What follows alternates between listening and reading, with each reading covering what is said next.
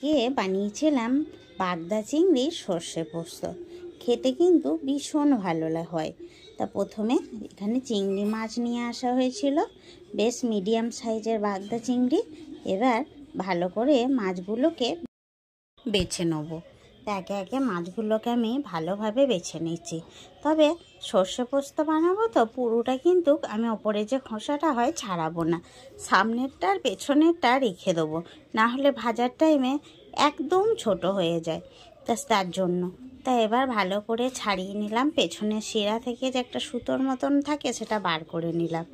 এবার এখানে একটু পেঁয়াজ বেটে নিয়েছি আর টমেটো কুচানো নিয়েছি। প্রথমে মাছগুলোকে ধুয়ে নেওয়া হয়ে গিয়েছিল, ধুয়ে লবণ হলুদ মাখিয়ে খানিকক্ষণ রেখে দেবো। আর এদিকে ততক্ষণে আমি মশলা করে নেব।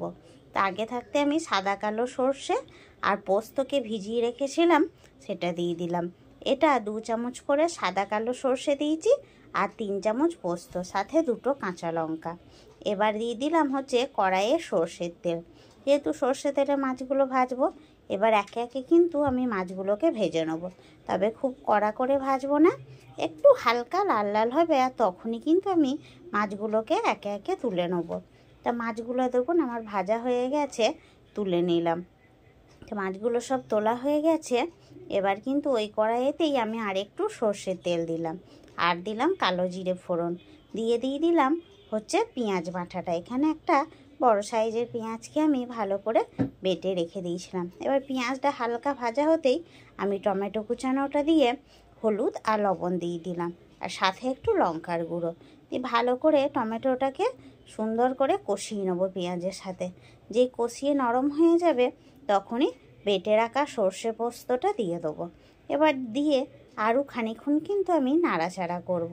আর যেহেতু চিংড়ি মাছ একটু পেঁয়াজ দিলাম, খেতে কিন্তু ভীষণ ভালো লাগবে বলে। এবার কষিয়ে নেওয়ার পর পরিমাণ মতন জল দিয়ে দিলাম। এবার জলটা যেই ফুটতে লাগবে তখনই আমি দিয়ে দিলাম হচ্ছে মাছগুলো দিয়ে কম আঁচে বেশ কিন্তু 10 মিনিট মতন আমি ফুটিয়ে নেব। আর ওপর থেকে চেরা কাঁচা লঙ্কা দিয়ে দিলাম 2টো, আর স্বাদের জন্য একটু লবণ।